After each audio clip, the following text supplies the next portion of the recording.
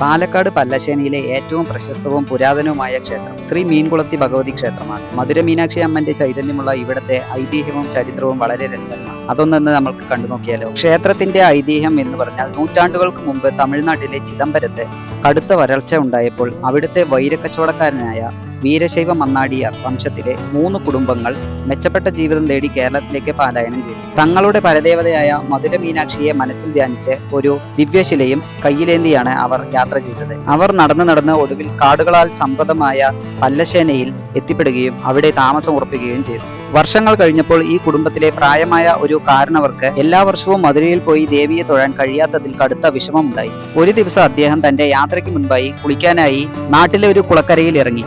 തന്റെ ഓലക്കുടയും മധുരയിൽ നിന്ന് കൊണ്ടുവന്ന ദിവ്യശിലയും മറ്റ് വിലപിടിപ്പുള്ള സാധനങ്ങളും കുളക്കരയിൽ കാവൽ നിൽക്കാൻ 2 യുവാക്കളെ ഏൽപ്പിച്ചു. കുളി കഴിഞ്ഞ് തിരികെ വന്ന കാരണവർ കുടയും ശിലയും എടുക്കാൻ നോക്കിയപ്പോൾ അവ നിലത്ത് നിന്ന് ഉയർത്താൻ കഴിഞ്ഞില്ല. അവ അവിടെ ഉറച്ചുപോയിരുന്നു. പരിഭ്രാന്തനായ അവർ പ്രശ്നം വെച്ചു നോക്കിയപ്പോൾ ഭക്തന്റെ ഭക്തിയിൽ പ്രസന്നയായ മധുര മീനാക്ഷി ദേവി ആ കുടയ്ക്ക് കീഴിൽ സ്വയംഭൂവായി അവതരിച്ചെന്നാണ് ജ്യോത്സ്യൻ പ്രവചിച്ചത്. ഈ അത്ഭുത സംഭവം നടന്ന സ്ഥലം പിന്നീട് കുടമണ്ണ് എന്നറിയപ്പെടാൻ തുടങ്ങി. മീൻകുളത്തി എന്ന പേരിന് പിന്നിൽ ഭഗവതി കുടമണ്ണിൽ കുടികൊണ്ട ആ കുളത്തിൽ ധാരാളം മീനുകൾ ഉണ്ടായിരുന്നു.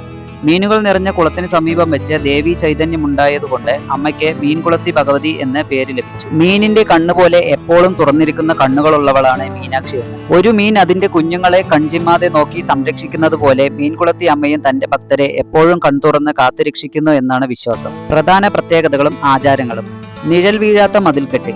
തമിഴ്നാട് ശൈലിയിലുള്ള വാസ്തുവിദ്യയിലാണ് ഈ ക്ഷേത്രം നിർമ്മിച്ചിരിക്കുന്നത്. ക്ഷേത്രത്തിന്റെ പുറം മതിലിന്റെ നിഴൽ ഒരിക്കലും നിലത്ത് വീഴാത്ത രീതിയിലാണ് ഇതിന്റെ നിർമ്മിതി എന്ന് വിശ്വസിക്കപ്പെടുന്നു.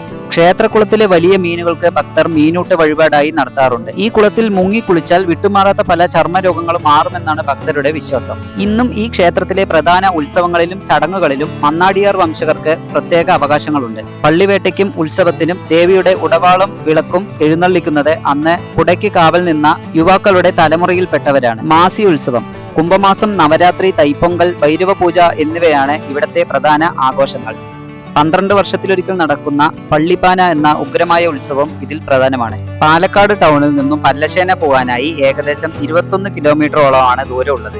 രാവിലെ 5:30 മുതൽ 11:30 വരെയും വൈകുന്നേരം 5:30 മുതൽ 7:30 വരെയാണ് ഭക്തർക്ക് വേണ്ടി ദർശന സമയം ഒരുക്കിയിരിക്കുന്നത്. വിശേഷ ദിവസങ്ങളിൽ ഇതിൽ മാറ്റം വരാൻ സാധ്യതയുണ്ട്.